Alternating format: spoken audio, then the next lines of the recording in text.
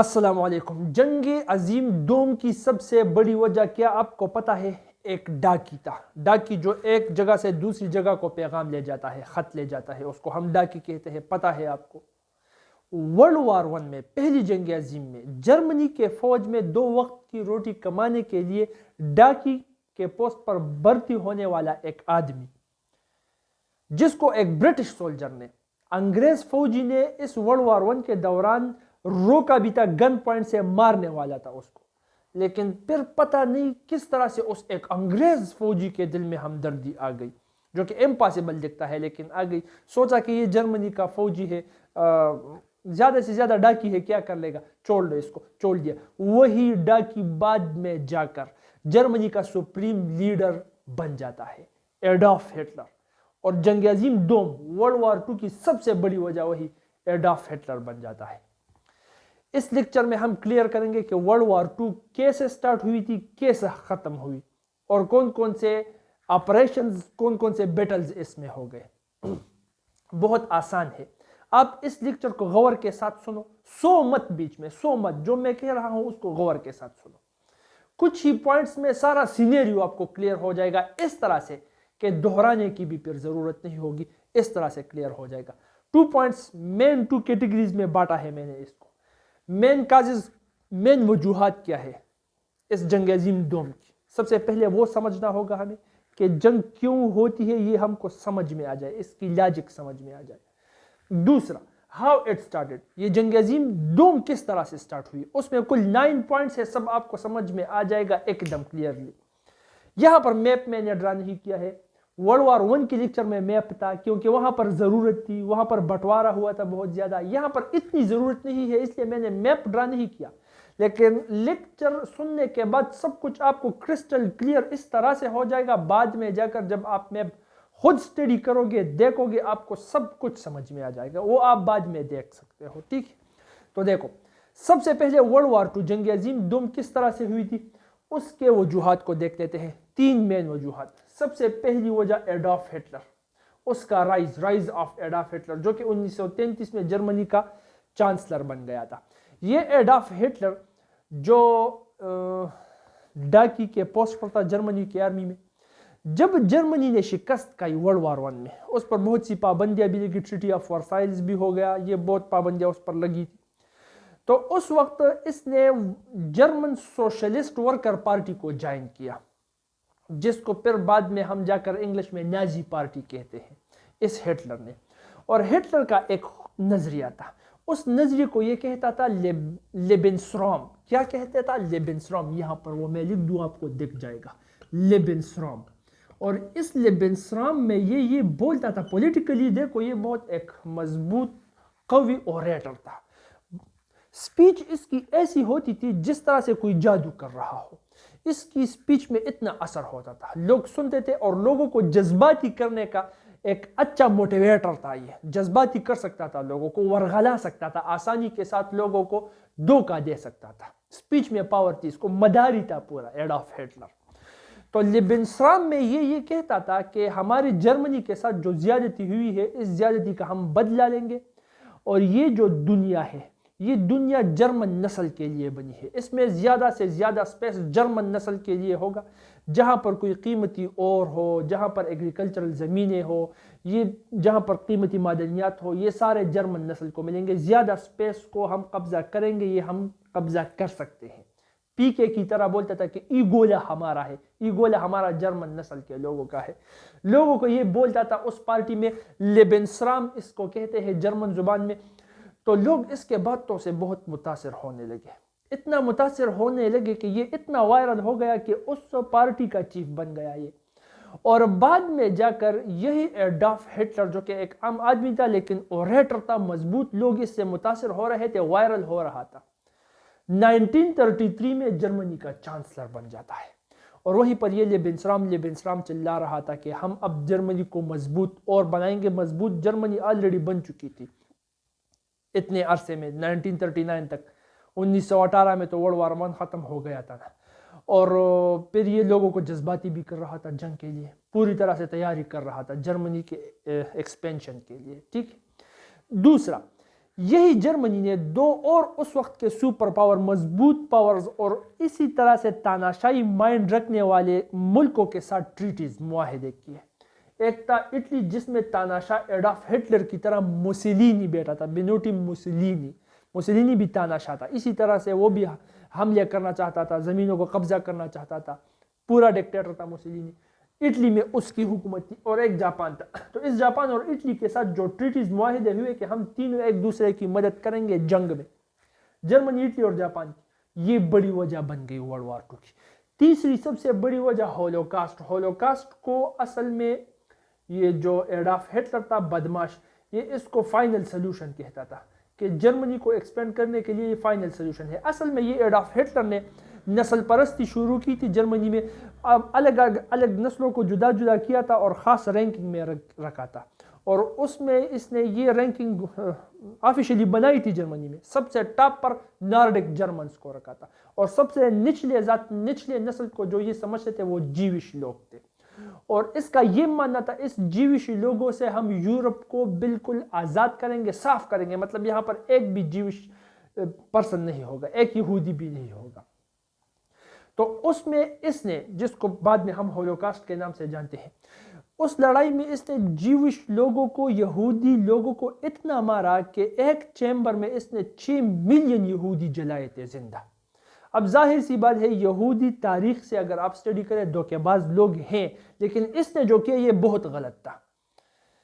Jewish لوگوں نے اس کو بھی بہت، جرمنی کے ساتھ بھی بہت دغابازیاں کی تھی، ٹھیک ہے، وہ ان کی تاریخ سے دکھتا ہے، ہر جگہ پر یہودیوں نے یہ کیا ہے، لیکن ان کو اس طرح سے مارنا یہ ٹھیک نہیں تھا. لیکن خیر، جب جیوش لوگوں کو اس طرح سے آپ مارو گے، اس طرح سے ایگریسو نیچر دکھاؤ گے، تو اس سے تو وہ پشتوں میں ہم کہتے ہیں تنگشی نو پر جنگشی، وہ تو جنگ کریں گے، پھر وہ تو کاؤنٹر سٹرائک کریں گے پھر، اور باقی دنیا بھی دیکھ رہی ہے کہ آپ کیا کر رہے ہو ان انسانوں کے ساتھ، تو وہ بھی اگریسو ہوں گے. تو یہ کچھ وجوہات تھی جن وجوہات کی وجہ سے لوگوں میں وہ جلن، وہ بڑک پن، وہ ایگریسونیس وہ بڑھ رہا تھا ورلڈ وار 2 کے لیے، اس ہٹلر جرمنی اور موسولینی اٹلی اور جاپان کے خلاف. تو یہ ایک تیسری وجہ تھی. تو یہ 3 مین وجوہات آپ لکھ سکتے ہو، آپ پڑھ سکتے ہو کہ یہ وجوہات ہیں ورلڈ وار 2 کے کو چنگاری دینے کے لیے. اب یہ ورلڈ وار 2 جنگ عظیم دوم سٹارٹ کیسے ہوئے دیکھو. ایک ٹریٹی ہوئی تھی، اس ٹریٹی کو ہم ٹریٹی آف ورسائلز کے نام سے جانتے ہیں. ٹریٹی آف ورسائلز کیا ہے؟ یہ ایک معاہدہ ہے جو کہ ورلڈ وار 1 کے بعد الائیڈ فورسز نے جرمنی کے ساتھ کی. جرمنی کو انہوں نے اس بات پر قائل کیا کہ ورلڈ وار 1 پہلی جنگ عظیم کی سب سے بڑی وجہ جرمنی ہے، جو کہ تھی بھی آسٹریا ہنگری تھی اور جرمنی تھی، لیکن آسٹریا ہنگری تو ٹوٹے ہو گیا، ٹکڑوں میں تقسیم ہو گیا. جرمنی نے معافی مانگ کر خود کے باڈی کو بچا لیا. اب اس کے ساتھ معاہدہ ہوا کہ سب سے بڑی وجہ تم ہو. اٹلی تو پیچھے ہٹ گیا نا، پچھلے لیکچر میں ہم یہ سب کچھ کلیئر کر چکے ہیں. تو جب تم اس کی سب سے بڑی وجہ ہو تو سب سے زیادہ پابندیاں بھی تم پر لگے گی. تو اس پر بہت سے پابندیاں لگا دی کہ تم آئندہ کسی پر اٹیک نہیں کرو گے. رائن ایک لینڈ تھے جرمنی کے پاس، ایک تھوڑی سی زمین تھی رائن لینڈ، وہاں سے اس کی آرمی نکال دی. یہاں پر تم اسلحہ نہیں لاؤ گے، یہاں پر تم آرمی نہیں لاؤ گے. وہ سائڈ فرانس اور برٹن کی سائڈ پر تھا یورپ کے اندر. تو یہ مختلف قسم کی پابندیاں جرمنی پر لگ گئی. اس کو ہم کہتے ہیں ٹریٹی آف ورسائلز. تو جب اب ایڈولف ہٹلر کو پتہ لگ گیا کہ پوری طرح سے میں جوش و خروش میں ہوں، پاور میں آ چکا ہوں، جرمنی میں اتنا پاور ڈیولپ ہو چکا ہے، تو ٹریٹی آف ورسائل کو اس نے وائیولیٹ کیا. کس طرح سے وائیولیٹ کیا؟ سب سے پہلے تو جا کر جو رائن لینڈ تھی، رائن لینڈ جس پر ان کو منع کیا گیا تھا کہ یہاں پر آپ اسلحہ نہیں لے جاؤ گے، نہ آرمی اتارو گے، تو سب سے پہلے اس نے آرمی لا کر اس رائن لینڈ میں اتار دی. یہ آرمی اس نے رائن لینڈ میں اتار دی سب سے پہلے. اس کے بعد زیچوسلوواکیا اور آسٹریا پر حملہ کر کے ان دونوں کو قبضہ کر دیا ایڈولف ہٹلر نے. تو پوری طرح سے ٹریٹی آف ورسائل کو وائیولیٹ کیا، اس کے خلاف، اس معاہدے کے خلاف چلا گیا. پوائنٹ نمبر 1 دیکھو. اب الائیڈ فورسز تو دیکھ رہے ہیں کہ یہ جرمنی پھر سے بدماش بننے کی کوشش کر رہا ہے، ایک جگہ کو دوسری جگہ کو قبضہ بھی رہا ہے، ٹریٹی آف ورسائلز کے خلاف بھی جا رہا ہے. تو وہ تو دیکھ رہے تھے، ان کے مائنڈ میں تو یہ آ رہا تھا کہ اب ہم بھی کاؤنٹر سٹرائک کریں گے. تو پوائنٹ نمبر 1. پوائنٹ نمبر 2 پھر کیا ہوا؟ جنگ جب سٹارٹ ہوئی تو یہاں سے سٹارٹ ہوئی 1939 کو. اصل میں سوویت یونین کے ساتھ U S S R, Russia اس وقت سوویت یونین تھا، یو ایس ایس آر، تو اس کے ساتھ اس جرمنی نے ایک معاہدہ کیا، اس کو ہم کہتے ہیں Germany Soviet non aggression pact. اب اس معاہدے میں انہوں نے یہ طے کیا کہ جرمنی اور رشیا ایک دوسرے پر حملہ نہیں کریں گے۔ تو یہ تو دنیا کو دکھانے کے لیے یہ کیا، لیکن اس کے پیچھے ایک اور بھی معاہدہ کیا گیا تھا جو دنیا کو نہیں دکھایا، اور وہ معاہدہ یہ تھا کہ رشیا اور جرمنی مل کر پولینڈ پر حملہ کریں گے اور پھر بانٹیں گے، آدھا پولینڈ رشیا کا ہو جائے گا، آدھا پولینڈ جرمنی کا ہو جائے گا۔ اب دیکھو، آپ کے ذہن میں یہ آنا چاہیے، اگر آپ شاطر دماغ، ایک کریٹیکل تھنکر ہو، آپ کی تھنکنگ سکل سٹرانگ ہو، کہ یہ جرمنی کا جو ایڈولف ہٹلر تھا، تاناشاہ تھا، مضبوط تھا، یہ خود پولینڈ پر ڈائریکٹ حملہ کیوں نہیں کر رہا تھا؟ زیچوسلوواکیا پر کیا، آسٹریا پر کیا، نیدرلینڈ پر کیا، بعد میں اب ہم پڑھیں گے، تو پولینڈ پر کیوں نہیں کیا؟ تو دیکھو، پولینڈ کے ساتھ برٹن اور فرانس کا ایک معاہدہ پولینڈ کے ساتھ تھا، اور وہ معاہدہ یہ تھا کہ اگر پولینڈ پر کوئی بھی حملہ کرے گا تو برٹن اور فرانس اس کے خلاف لڑیں گے، پولینڈ کی مدد کریں گے، پولینڈ کو بچائیں گے، مطلب ایک ڈیفینسو ٹریٹی اس کے ساتھ سائن کی تھی۔ تو اب ایڈولف ہٹلر کو پتا تھا کہ برٹن اور فرانس تو مضبوط فورسز ہیں، اگر پولینڈ پر میں حملہ کروں تو یہ دونوں مجھ پر حملہ کریں گے، تو پھر اکیلے میں خود کو نہیں بچا پاؤں گا، اس لیے اس نے رشیا کو خود کے ساتھ ملا لیا کہ آدھا تیرا آدھا میرا، اگر یہ دونوں حملہ کریں گے، جو کہ ہوا بھی، ہٹلر کو پہلے سے پتا تھا، اس کا اندازہ تھا چالاک کو، چالاک لومڑی تو تھا نا، تو رشیا تو میرے ساتھ ہوگا، تو رشیا بھی پھر کاؤنٹر سٹرائک کرے گا، میں بھی کروں گا، تو دونوں مل کر پھر برٹن اور فرانس کا مقابلہ کر سکتے ہیں۔ اس لیے اس چالاک نے جا کر یہ پیکٹ سائن کیا رشیا کے ساتھ۔ جب سائن کیا اس کے بعد ڈائریکٹ انہوں نے پولینڈ پر حملہ کیا۔ پولینڈ انہوں نے 3 دن میں قبضہ کیا، یا 4 دن میں تھا شاید، آدھا پولینڈ رشیا کا ہو گیا، آدھا پولینڈ جرمنی کا ہو گیا۔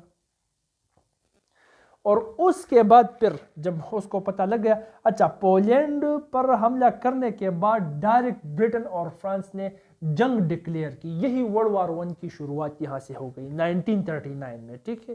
برٹن اور فرانس اپنے معاہدے کا پاس رکھتے ہوئے ڈائریکٹ پولینڈ کی مدد کے لیے آگے، جرمنی اور رشیا کے خلاف انہوں نے جنگ ڈکلیئر کر دی، یہ ورلڈ وار 1-2 کی شروعات ہے۔ اس کے بعد جرمنی نے کیا کیا؟ دیکھو، نیدرلینڈ پر بھی قبضہ کیا، ناروے پر بھی قبضہ کیا، ڈنمارک پر بھی قبضہ کیا، بیلجیم پر بھی قبضہ کیا، اتنے اپنے بارڈرز کو وسیع تر کرتا جا رہا تھا اور اس کو اپنے قبضے میں لے رہا تھا۔ اور آپ کو پتہ ہے یہ جو حملے یہ کر رہا تھا 3 دن میں، 4 دن میں، 5 دن میں، پورے ملک کو یہ قبضہ لیتا تھا۔ کیسے؟ اس ہٹلر نے اپنی آرمی کو ٹرین کیا تھا، خاص آرمی بنائی تھی، اس کو کہتے ہیں builds Craig army, builds Craig. یہ اس طرح سے انہوں نے ٹرین کیے تھے بلڈز کریگ کو۔ ایک تو ان کے پاس اسلحہ بھی تھا، اچھا ٹینک تھے، گاڑیاں تھی، جہاز تھے، ہیلی کاپٹر تھے۔ تو ایک تو یہ ایک مقام پر جہاں پر حملہ کرنے جا رہے ہیں تو بہت جلد پہنچتے تھے، سپیڈ ان کی زیادہ تھی۔ یاد رکھنا، جنگ میں جس کی سپیڈ زیادہ ہو، مقام جنگ تک پہنچنے میں یا حملہ جہاں پر کرنا ہو وہاں پر پہنچنے میں سپیڈ جس کی زیادہ ہو، اس کو بینیفٹ حاصل ہوگا جنگ میں۔ 90% چانس ہے کہ وہ جیتے گا اس جنگ کو۔ اگر آپ چنگیز خان کی بایوگرافی پڑھو گے اس میں بھی آپ کو یہی نظر آئے گا کہ وہ اتنا عظیم فاتح کس طرح بنا، اتنے فتوحات اس نے کس طرح سے کی۔ سب سے بڑی وجہ آپ کو یہی نظر آئے گی کہ اس کی آرمی کی سپیڈ زیادہ تھی۔ اپنے ایک سولجر کو چنگیز خان 3 گوڑے تما دیتا تھا کہ بیچ میں رکنا نہیں ہے، ایک گوڑا تھک گیا اس کو کاٹو، گوشت خود کھاؤ اور خون 2 اور گوڑوں کو پلاؤ، دوسرے پر سوار ہو جاؤ، پھر تیسرے پر، بیچ میں رکنا نہیں ہے آپ نے۔ تو جو مقام جنگ، میدان جنگ تھا، جو اپوننٹ خلاف 5 دن میں پہنچتا تھا تو چنگیز خان کی آرمی 2 دن میں پہنچ جاتی تھی، باقی 3 دن میں وہ تمام اس علاقے کا جائزہ لیتے تھے، اپنے پوائنٹ سیٹ کرتے تھے، پورا پلان بنا چکے ہوتے تھے جب تک اپوننٹ آ چکا۔ تو اس کے خلاف پھر وہ ظاہر سی بات ہے، اس کو تجربہ زیادہ ہوگا، یہ جیتیں گے۔ تو سپیڈ لازمی ہے جنگ میں، اور ایڈولف ہٹلر یہ سمجھ چکا تھا اور اس نے اسپیشل آرمی، اسپیشل گاڑیاں، اسپیشل جہاز، ہیلی کاپٹرز اس کے لیے مختص کیے تھے. اس آرمی کو بلیٹس کریک کہتے تھے اور وہ بہت زیادہ تیز تھے. تو 3 دن میں 4 دن میں یہ ساری جگہ کو انہوں نے قبضہ لیا تھا. ہر ایک ملک کو 3 5 دن 10 دن میں قبضہ کر کے ان کو اپنے ٹیریٹری میں شامل کر دیتے تھے. رشیا کو بھی مزہ آنے لگا. اس نے اسٹونیا کو قبضہ کیا، یہ رشیا نے کیا. لاٹویا کو کیا، لتوانیا کو کیا، فن لینڈ کو کیا. تو رشیا بھی اپنے بارڈرز پہ لانے لگا. ان جگہوں کو پر سوویت یونین جو تھا USSR وہ ان جگہوں پر قبضہ کرنے لگا. اب دیکھو یہاں پر برٹن اور فرانس نے تو جنگ ڈکلیئر کیا، لیکن ان کو پتا تھا کہ ایک جرمنی مضبوط ہے، ایک اس کے ساتھ اٹلی اور جاپان بھی ہے، اب USSR بھی اس کے ساتھ تو نہیں ہے. لیکن یہاں پر جو ٹریٹی ہوئی تھی تو اس کے ساتھ اس کے مطابق پولینڈ آدھا تو USSR کا ہو گیا ہے. اب اگر ہم یہاں پر جنگ کریں گے تو وہ بھی کریں گے. تو جنگ اتنا خطرناک ابھی تک نہیں تھا. ڈیفینس ہوتے یہ الائڈ فورسز ابھی تک ڈیفینس ہوتے، افینسیو زیادہ نہیں ہوئے تھے. تو جب جرمنی کے ایڈولف ہٹلر نے دیکھا کہ افینسیو یہ اتنے نہیں ہے تو وہ سیدھا جا کر فرانس میں بھی گھس گیا. یہ للو بھائی صاحب فرانس میں گھس گیا اور آدھے فرانس کو جرمنی نے قبضہ لیا، آدھا بچ گیا. کس طرح سے؟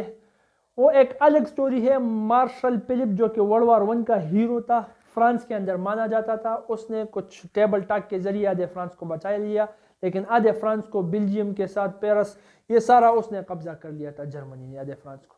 اب باری تھی برٹن کی، تو برٹن بھی تھر تھر کانپ رہا تھا. وار بھی ڈکلیئر کیا تھا، کانپ بھی رہا تھا. میری باری ہے، کیا کریں گے؟ لیکن برٹن نے خود کو بچا لیا. وہ کیسے؟ وہ بھی الگ سٹوری ہے. اصل میں وہاں پر انگلش چینل تھا بیچ میں، اور سب سے بڑی بات USA تھی، یونائٹڈ اسٹیٹس کی مدد تھی. ایک لینڈ لیز نامی ایکٹ تھا، اس کے مطابق برٹن کے ساتھ سارا مدد US نے کیا تھا. تو پھر برٹش کی جو رائل ایئر فورس تھی اس نے خود کو ڈیفینڈ کیا، اس لیے آدھا فرانس تو جرمنی نے پکڑ لیا تھا، لیکن برٹن میں ناکام ہو گئے. برٹن کو ذرا سا بھی نہیں پکڑا، حملہ کیا، فیل ہو گئے.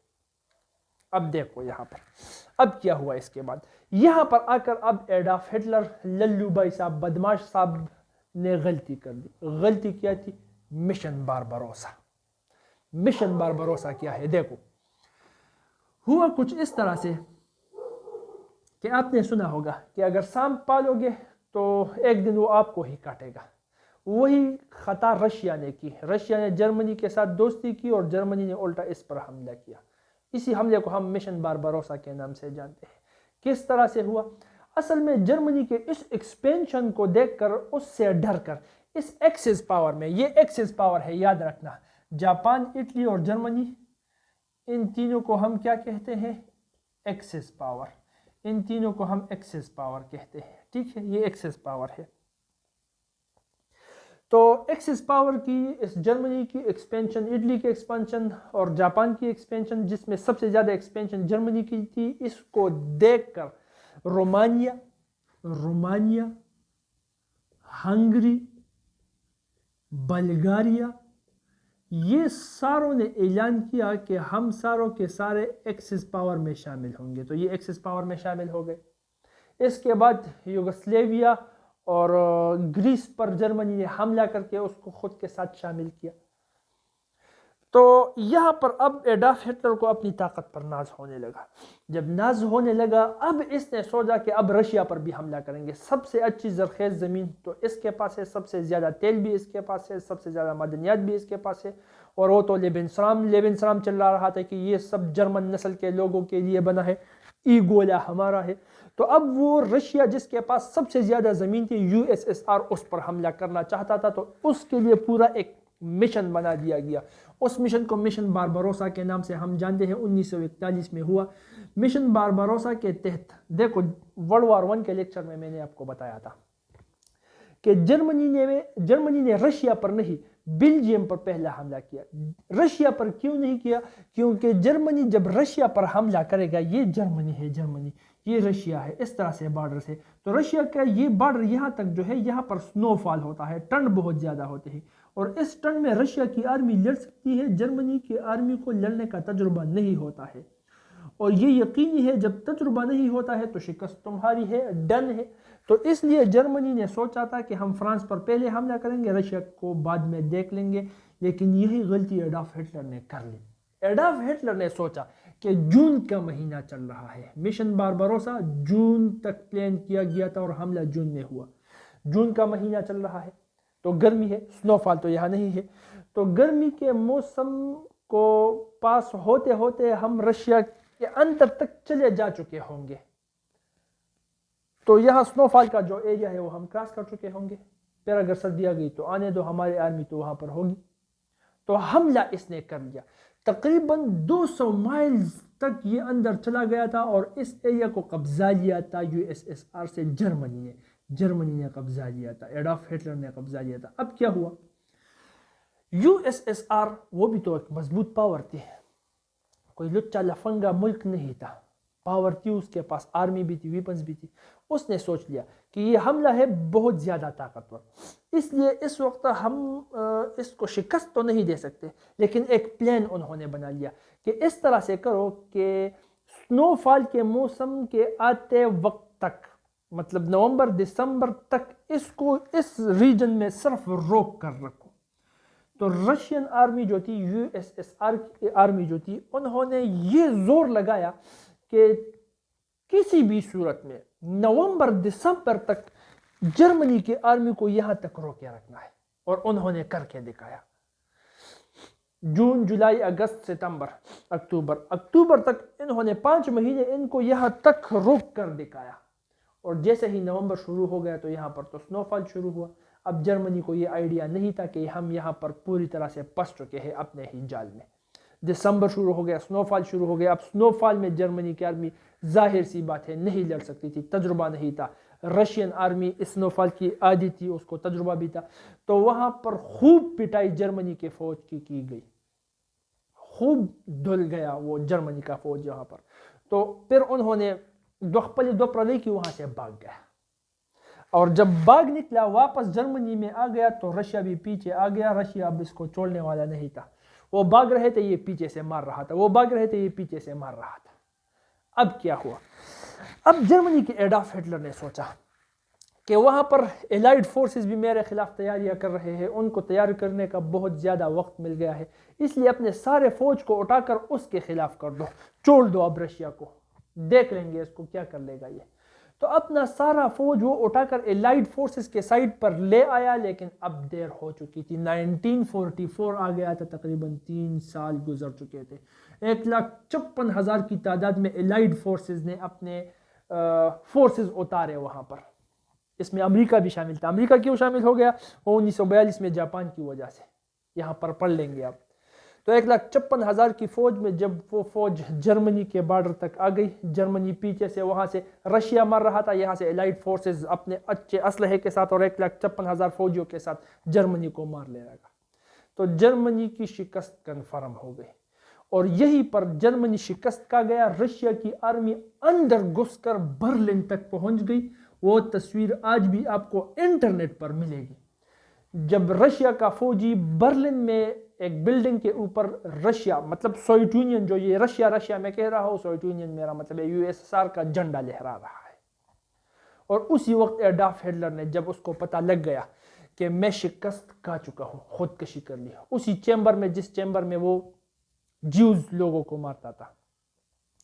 کوئی کہتا ہے اس چیمبر میں خودکشی کر لی, کوئی کہتا ہے خود کو گولی مار لی, کوئی کہتا ہے کہ زہر پی لیا, واللہ العالم. لیکن خودکشی کی تھی پھر ایڈولف ہٹلر نے اسی دن, جس دن جرمنی شکست کھا گیا.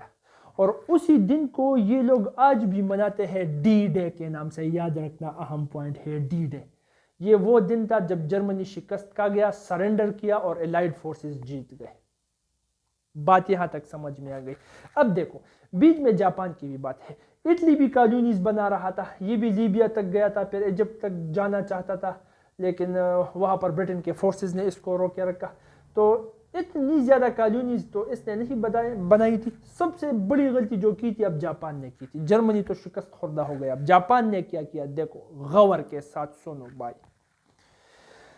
1942 میں 1942 میں اس جاپان نے لالچ میں آ کر کہ میں بھی اپنی کالونیز بناؤں گا, پاورفل میں بھی ہوں, میں بھی تاناشاہ ہوں, بدماش تو میں بھی ہوں, اس دنیا کا چائنا پر اٹیک کیا.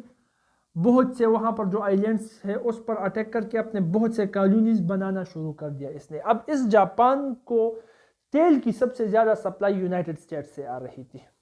اب جب یونائٹڈ اسٹیٹس کو پتہ لگ گیا کہ یہ ایک اور بدماش بھڑک رہا ہے دنیا میں, کل کو میرے لیے بھی خطرہ بن سکتا ہے. الائڈ فورسز کے تو خلاف یہ تھا ہی, الائڈ فورسز برٹن کی سائڈ سے یونائٹڈ اسٹیٹس کے ساتھ ملے بھی تھے, تو اس لیے یونائٹڈ اسٹیٹس نے اپنا تیل دینا بند کر دیا جاپان کو. جیسے ہی تیل دینا بند کر دیا جاپان کو تو جاپان کو آیا غصہ. یہ بالکل مینٹل لوگ تھے, مینٹلی ڈسٹرب, سائیکالوجیکلی ڈسٹرب لوگ تھے اس وقت جاپانی. یوں اپنے ماتھے پر ایک سرخ سی پٹی باندھ دیتے تھے, پھر یہ اپنی زندگی بھی پرواہ نہیں کرتے, کہیں پر بھی چل جاتے, خود کو مارتے یا کسی دوسرے کو مارتے. تو پھر انہوں نے کیا کیا, جیسے ہی تیل بند ہوا امریکہ کی طرف سے, تو سیدھا جا کر پرل ہاربر نامی ایک بندرگاہ ہے جو کہ ہوائی کے جو آئلینڈز ہے جس پر امریکہ کا قبضہ ہے وہاں پر موجود ہے, اور سب سے بڑی بندرگاہ تھی یہاں پر یونائٹڈ اسٹیٹس کی آرمی کی, پرل ہاربر اس کا نام تھا. تو سیدھے جہاز کو صبح کے وقت پہنچا کر اس پرل ہاربر پر دم مست قلندر اتنے بم پھینک دیے انہوں نے, جاپان نے اتنے بم پھینک دیے کہ پرل ہاربر بندرگاہ کی تو شکل ہی بدل گئی, اور اس کے 2300 فوجی بھی مارے گئے. اب اس کے بعد غصہ ہو گیا امریکہ, وہ آ دوڑا. اس کو اب ہم کہتے ہیں تاریخ میں, اس کو ہم جانتے ہیں بیٹل آف میڈ وے کے نام سے, اس جنگ کو, جس جنگ میں اب امریکہ جاپان کے خلاف کود پڑا ان آئی لینڈز میں, پیسیفک اوشن میں. تو پیسیفک اوشن میں انہوں نے اپنی فلیٹ اتار دی, ٹکر کی جنگ ہوئی دونوں کے بیچ, کیونکہ جاپان بھی مضبوط تھا, ایسا جاپان نہیں تھا جس طرح آج ہے, جس کے پاس اب اپنی آرمی بھی نہیں ہے. اس کی حفاظت کی ذمہ داری اب امریکہ نے اٹھائی ہے, امریکہ کی آرمی وہاں پر ہے, اس کو اپنی آرمی ہی بنانے نہیں دیتے. تو اس طرح کا جاپان نہیں, جھگڑالو جاپان تھا, تو مضبوط تو تھا. تو پیسیفک اوشن میں بہت ٹکر کی جنگ ہو گئی ایک دوسرے کے ساتھ, لیکن آخر میں امریکہ نے جاپان کے اوپر فتح حاصل کرنا شروع کر دی. پھر ایک سیریز آف جنگیں ہوئی, سیریز آف بیٹلز ہوئی, جس میں جاپان کو اچھی طرح سے دھکیل دیا گیا, اور جن آئی لینڈز کو جاپان نے قبضہ کر کے رکھا تھا سارے آئی لینڈز کو ایک ایک کر کے ایک بعد دیگر فری کر دیا امریکہ نے. اور اس کے بعد کیا ہوا, اس کے بعد ٹرننگ پوائنٹ جس نے جنگ کو ختم ہی کر دیا وہ یہ تھا کہ 1945 تک امریکہ کے سائنٹسٹوں نے ایک نیوکلیئر بم, جس کو ہم ایٹامک بم کے نام سے جانتے ہیں, ایٹم بم, وہ بنا لیا تھا. پورٹس ڈیم ایک کانفرنس ہوئی, اس میں ٹرومین اس وقت پریزیڈنٹ تھا امریکہ کا, دنیا کو اس چیز پر قائل کیا کہ ہم نے جو نیا نیوکلیئر ویپن بنایا ہے اس کو ہم جاپان کے اوپر استعمال کریں گے, کیونکہ جاپان ماننے والا نہیں ہے, وہ پیچھے ہٹنے والا نہیں ہے, وہ اب بھی جنگ کر رہا ہے, سرنڈر نہیں کر رہا. تو ساروں نے مان لیا, کیونکہ جاپان کی خونریزی کو تو سب دیکھ رہے تھے. تو اس لیے جا کر امریکہ نے اگست 1945 میں ایک ایٹم بم جس کا نام تھا فیٹ مین, اور دوسرے ایٹم بم کا نام تھا لٹل بوائے, ایک ہیروشیما اور دوسرا ناگاساکی پر پھینک دیا. آپ کے ذہن میں ایک سوال آنا چاہیے, اور یہ کہ جاپان کا سب سے ڈینسلی پاپولیٹڈ شہر تو ٹوکیو تھا, اس پر کیوں نہیں پھینکا؟ تو یہ بات اپنے دماغ میں کلیئر کرو کہ ٹوکیو آلریڈی بمباری سے کافی حد تک تباہ ہو چکا تھا, اس لیے یہ بم جا کر انہوں نے ہیروشیما اور ناگاساکی پر پھینک دیا. تو اس نے ایسی تباہی مچائی, کیونکہ نیا ویپن تھا, جاپان کو یہ اندازہ بھی نہیں تھا کہ یہ کس طرح سے ہم کو ماریں گے. ایک دھماکے میں 1 لاکھ لوگ اور دوسرے دھماکے میں تقریباً 80,000 لوگ ایک ہی دھماکے میں مر گئے, اور اس کے بعد جو تباہی پھیلنی تھی ریڈیشن سے, جو ڈسٹرکشن ہونی تھی, وہ تو تھی بعد میں, وہ تو 40 سال تک پر جاپان بھگتتا رہا. تو ان دھماکوں کو دیکھ کر, ایک دن کیا دھماکہ, 2 دن بعد دوسرا دھماکہ کیا, تیسرا جب کرنے والا تھا تو جاپان سرنڈر کر دیا. جاپان نے سرنڈر کیا, وہ سر تسلیم خم ہوا اور شکست مان گیا. اور اس کے ساتھ جنگ عظیم دوم ورلڈ وار 2 کا اختتام ہو گیا. جاپان بھی شکست کا گیا, جرمنی بھی شکست کا گیا. یہ اٹلی جو رہا تھا اس میں موسولینی جب تھا, جب جرمنی شکست کا رہا تھا تو موسولینی کہ جو منسٹرز تھے ان کو پتہ لگ گیا کہ اب ہمارا بھی خیر نہیں ہے اور یہ اس موسولینی کی وجہ سے ہم تباہ ہوں گے، تو انہوں نے خود ہی موسولینی کو پکڑ کر جیل میں ڈال دیا اور الائیڈ فورسز کے ساتھ صلح کر دی۔ تو اس کے ساتھ اٹلی بھی جنگ سے پیچھے ہٹ گیا، اب جرمنی بھی ہٹ گیا، جاپان بھی ہٹ گیا، اٹلی بھی ہٹ گیا، مطلب ایکسس پاور کو شکست ہوئی۔ ایکسس پاور نے ہی یہ جنگ چھیڑی تھی، ان کو شکست ہوئی اور ورلڈ وار 2 1945 میں ختم ہوا۔ 39 میں شروع ہوا تھا، 45 میں ختم ہوا۔ وکٹوریس نیشنز پھر اگین وہی الائیڈ فورسز ہوئے جو ورلڈ وار 1 میں تھے۔ تو یہ سارا سینیریو تھا ورلڈ وار 2 جنگ عظیم دوم کا۔ نقشہ کھول کر اب آپ کو یہ سب کچھ سمجھ میں آسانی کے ساتھ آ سکتا ہے۔ نقشہ ویسے ہی ہے آج بھی ان ممالک کا۔ جزاکم اللہ خیرا و احسن الجزاء۔